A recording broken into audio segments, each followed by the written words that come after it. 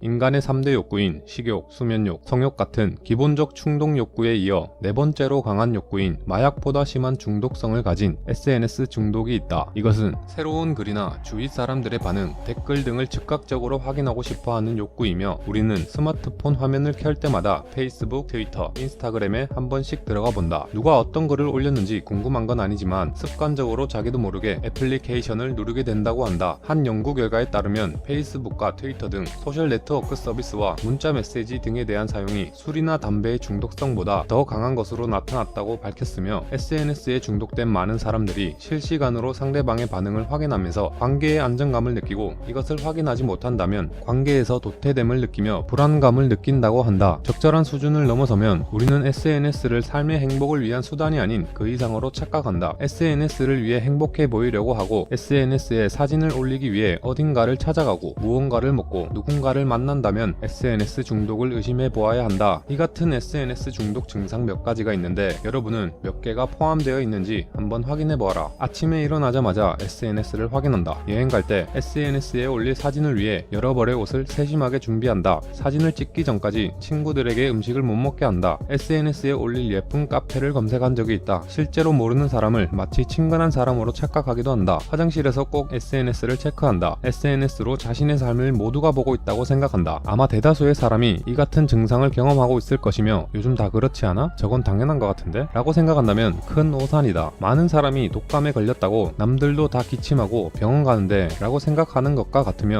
이렇게 생각했던 사람은 SNS를 삶의 행복을 위한 수단이 아닌 그 이상으로 착각하는 것이다. 자신의 인생을 자신이 살아가는 실제 공간이 아닌 SNS에 두고 있으면 안 되지 않겠는가? SNS 중독은 특히 10대 학생들에게 부작용이 심하다고 하는데 10대들은 때로 불안감과 우울증을 느끼는데 SNS 세상은 모든 걱정거리와 불안감을 잊을 수 있는 도피처가 되고 이 청소년들은 다시 불안감을 느끼게 되면 그 같은 감정을 잊기 위해 SNS로 향하게 되면서 소셜미디어에 중독되는 것이다. 휴대폰을 통해 시시각각 자신의 사생활을 남발하고 더 이상 알릴 정보가 없으면 가짜 뉴스를 만들어낸다. 또 선정적인 찌라시 같은 기사를 남발해 온라인 세상을 흉폭한 가상의 세계로 만들어버린다고 한다. 얼마 전 인천 초등생 살해범으로 징역 20년이 확정된 김모양은 SNS 중독과 관련된 최악의 사례일지도 모른다. 고교를 자퇴한 뒤 SNS를 도피처로 삼은 그가 사건 발생 2달 전에 SNS를 통해 공범과 알게 되었고 이 같은 일이 일어났다고 한다. 우리는 습관적으로 휴대폰을 보는 경향이 있다. 물론 그중 몇몇 습관은 일가나 삶에 반드시 필요할 수도 있지만 분명 그 외 여러분이 일상을 방해하는 습관도 있을 것이다.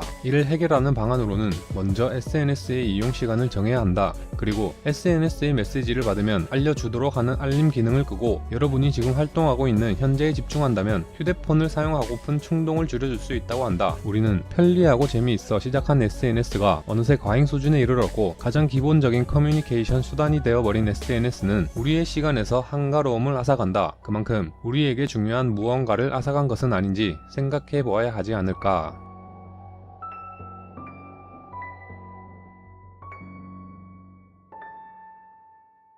난 유튜브 중독인 듯?